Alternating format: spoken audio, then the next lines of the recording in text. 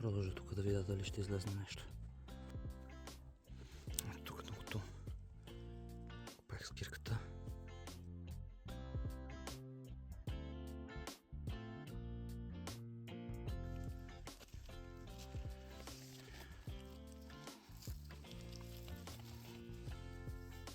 Хубава малка дрозичка. Тук е едно хубаво шипче се показва. Щупено е. Ето тук в една каверна може да видите вътре.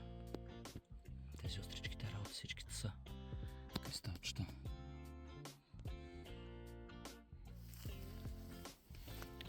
Пълнихме раниците.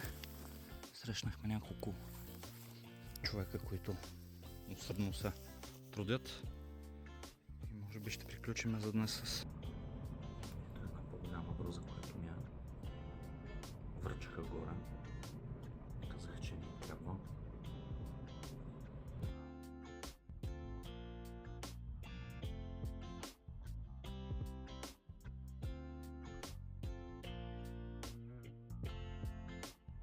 Окей.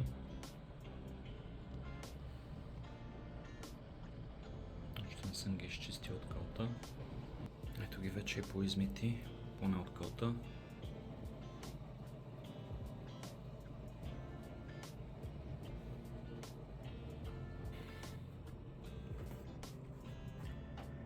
И ето всички по-малки.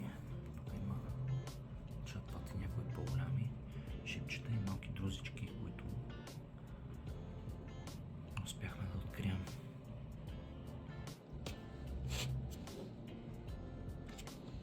Поставя ги в една чашка малките кристалчета и сега ще им налея солна киселина. Ето това пак ще използвам.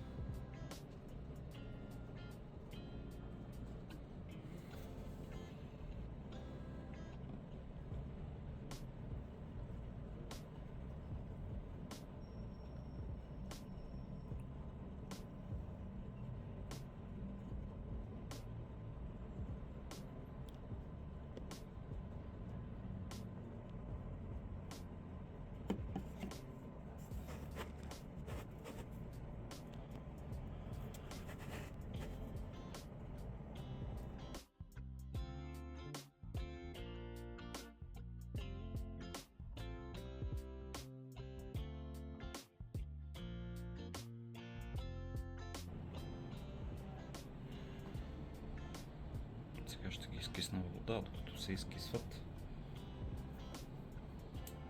Ще сложа още няколко други в същата киселина направо.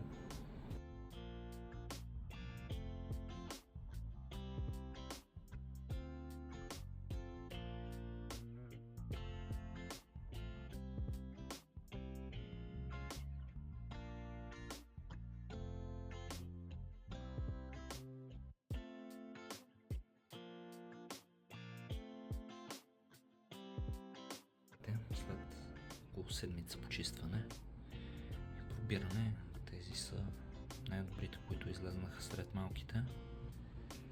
Като имаше доста, които бяха с изпочупени върхове или просто не бяха наред. Но след почистването се получиха някои дефекти, които са неизбежни, като се работи с киселини и кристали.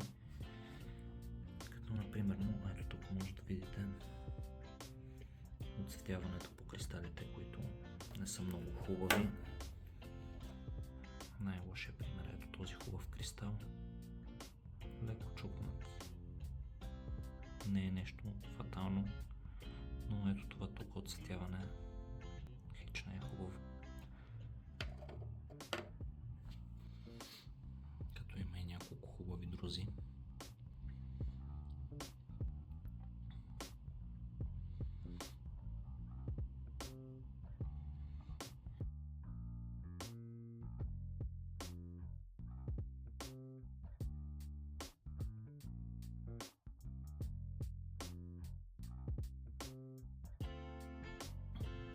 Тези останалите ще ги довършвам по-натам и ще кажа допълнително видео за тях. Надявам се да ви е харесало видеото.